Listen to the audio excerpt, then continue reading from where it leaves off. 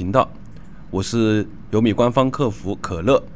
今天呢，依旧给大家带来我们有米 TG 营销助理的一个新版本功能介绍。首先，我们把软件下载下来啊，是一个压缩包的形式，我们给它单独的安装在一个文件夹里面啊，然后接着我们双击我们的这个有米 TG 营销助理的图标。如果有小伙伴遇到这个双击了之后打不开的情况啊，有可能是我们这个电脑上缺少了驱动，或者是有什么其他的破解软件啊之类的啊，可以联系我们视频下方的客服，然后我给你发这个驱动的链接啊，然后就可以打开了。然后接着我们打开软件之后呢，输入我们的卡密啊，点击确定。来到我们软件的界面呢，可以看到我们的功能是非常的齐全的，像有这个机器人相关的功能啊，消息相关的，像用的比较多的私发啊、群发，还有群组相关功能，有拉人啊、草群啊这些都有，以及账号相关功能，像一键检测我们的这个账号，一键养号啊，一键给账号挂机，就是挂的这个在线状态，然后把协议号转手机登录，转成直登。啊，把这个直登号转成协议啊，这些都是有，以及像我们采集功能啊，采集群成员，就是比如说它群成员的列表是公开的，我们可以一次性给它全部采集下来。采集隐藏群成员，就是说通过像这个群里的发言用户啊，我们去爬取这个发言用户的这个信息啊，等等等等这些功能，买了我们软件的这些所有的功能啊，都是可以使用的。然后首先我们看到我们的一个基础设置，我们首先来到基础设置，打开之后呢，可以看到有个开发者选项，我们选择本地开发者，然后打开这个开发者的文本。这个开发者的信息呢，就是给我们的账号分配不同的设备码的，可以联系到我这边啊，给你获取这个开发者的文本信息。然后频繁间隔时长，就比如说我们的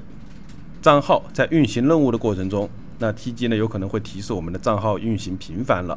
那如果说它提示了200秒，但是我们这里设置了300秒，那它在300秒之内的，它就会等待这个频繁时间结束之后，继续去运行这个任务。如果说超过了我们设置的这个时长，比如说它提示了360秒，那超过了，它就会自动的停止我们运行的任务了。然后还有一个代理词，就是说可以给我们的这个账号呢分配不同的这个 IP 的。那我们代理词的话呢，就是以这个 SOCKS5 的格式，然后一行一个，这里都是有小问号的，都是有介绍的啊。每行一个用户名冒号密码@IP 冒号端口，以这个格式一行一个放下来，点确认就可以上传了。然后还有一个分组管理，我们可以给每个账号啊，每个号都分配不同的分组，方便我们去管理我们的账号。那今天呢，主要是给大家介绍一下我们的这个炒群的一个功能啊，有小伙伴问了说这个想要把群的热度啊炒起来，像我们首先看到这个批量炒群，然后任务名称是可以我们自己随便更改的啊，方便我们自己做这个管理啊，改什么都可以，方便我们自己观看的。这个上传账号讲一下，这里有个上传类型，我们点这里上传 session。上传类型可以是文件夹上传，也可以是多个 session 上传。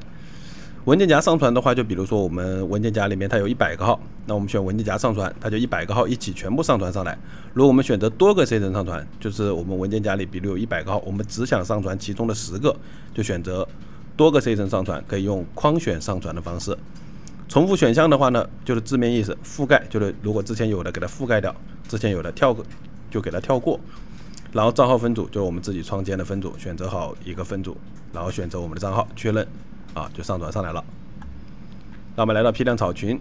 首先的话呢，一个一个下来啊，首先是任务名称啊，可以随意更改，然后再选择我们的账号分组，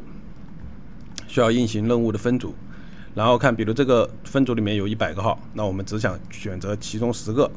这样勾选，如果都想选，那就点全选就可以了。然后比如号比较多的话，我们这里还可以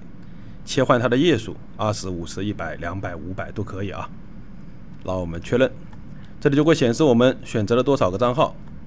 然后再把这个群链接的文本放进来。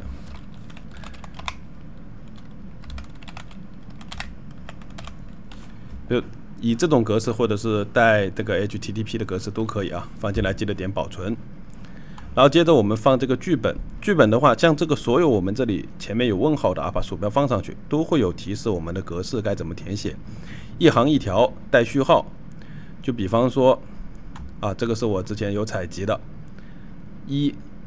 然后一个序号，这样就是它是排序发下来的啊。如果说我们需要回复上一条信息，比如说我想要这个3这个点赞去回复这个笑脸，我们就按这个，这里都是有介绍的，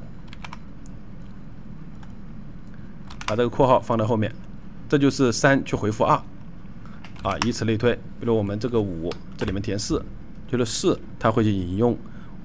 消息5啊，它就会引用4的消息去回复它。这个是我们用这个采集功能里面的采集群历史去采集过来的，自己也可以设置啊。你想自己去设置这个文本，也可以这样编辑。如果说我们有多行啊，一条消息它有多行，我们就用到这个换行，这个撇加 n， 它这个消息这条消息就会换行，就是多条消息。就比如说我们这样吧，这样一条消息，我们给它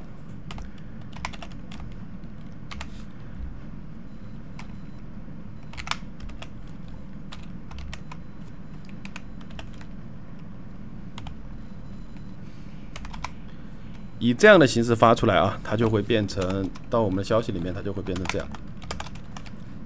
这3行为一条消息啊，这个都是有不懂的都可以问我啊。好，我们给它保存。然后接着草群的文件，就比如说像图片啊、视频啊等等的，我们给它放到这个文件夹里面，在我们的这个软件的文件夹里，群组相关文件，然后像这个批量草群、剧本群链接啊，这里我们给这个图片按照排序的这个给它复制进来就可以了。然后是否加群，就是说如果我们的这些账号之前已经加过我们需要草的群了，就不需要勾选这个是否加群。如果没有加过这个群，我们就把是否加群给勾上。还有这个是否继续草群，如果说我们之前运行过的任务啊，我们给它中断掉了，那我们勾选上是否继续草群。就比方说我们之前的发到了这个20，那我们勾上了这个，再点开始任务，它就会接着21开始发。我们把这个没勾上呢，它就会还是从序号1开始发。那如果我们是第一次运行的话，就不要勾选这个继续草群啊，因为之前是没有历史消息的，它就运行不了，会提示这个运行失败。然后随机发送呢，就是说不按照这个序号来了，它就是随机，比如说这里100条，100条随机的去发送。休息的间隔，就比方说这个是以秒来计算的啊，我们想让它显得更真实一点的，可以设置个30秒啊到300秒、600秒啊，让它在这个随机取一个随机值去发送的啊，看大家自己想怎么设置了都可以啊。那以上呢就是我们的一个配置教程，感兴趣的小伙伴呢可以通过视频下方的链接联系到我啊，给你这个自己可以试一下。好，非常感谢大家的观看。